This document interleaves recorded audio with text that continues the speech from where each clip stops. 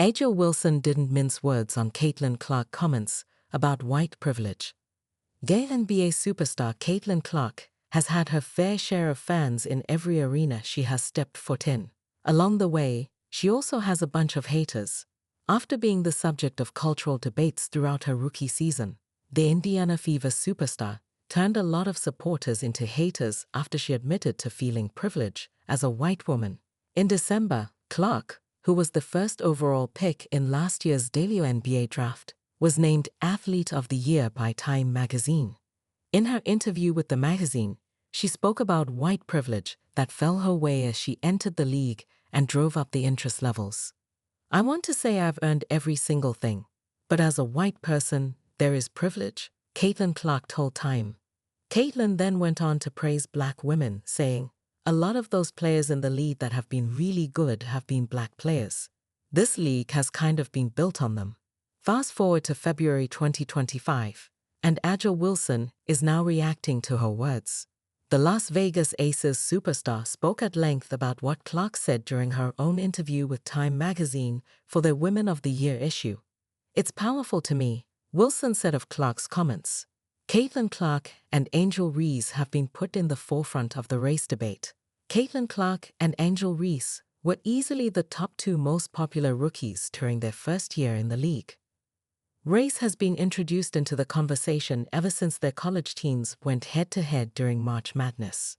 Unfortunately, their fan bases are unlikely to stop that racial divide anytime soon. This is likely to be an ongoing theme until the two become good friends. Caitlin Clark Nike banner unveiled on side of Court Avenue Restaurant and Brewing Company. Iowa native Caitlin Clark has shown up a little bit of everywhere during her rise to stardom as the NCAA as all-time leading scorer and now stellar Indiana Fever point guard. She has gotten her own comic book, shown up in State Farm advertising, and now one of her Nike ads is displayed on Court Avenue in Des Moines. The large banner, which shows her posed in front of the iconic Nike swoosh, now adorns the side of Court Avenue Restaurant and Brewing Company. "We're so excited to unveil the new Caitlin Clark banner on the side of our building," the brewery said Thursday on Facebook.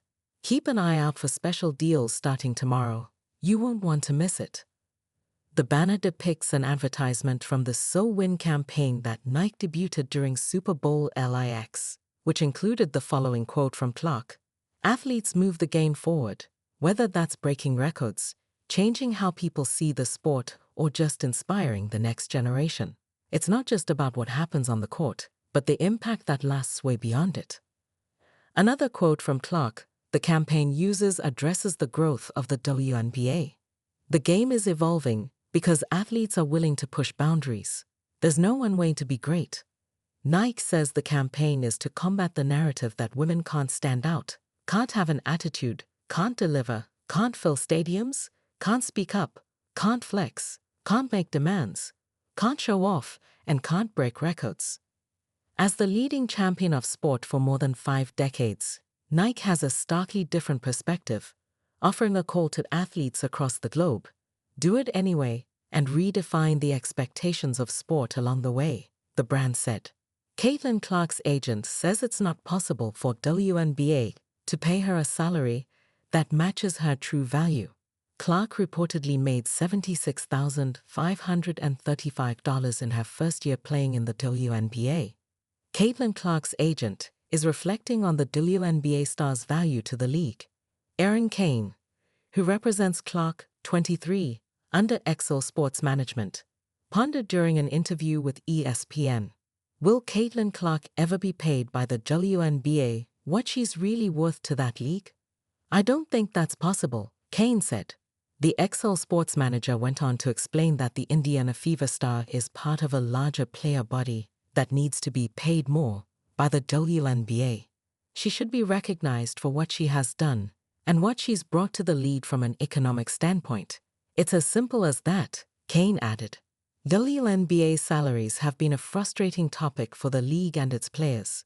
When Clark was drafted first overall last April, her salary quickly drew criticism as more people became aware of the average player income.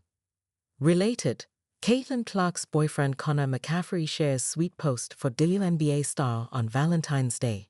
According to Spotrac, Clark reportedly made $76,535 in her first year and will bring in $78,066 in her second, $85,873 in 2026, and $97,582 in 2027.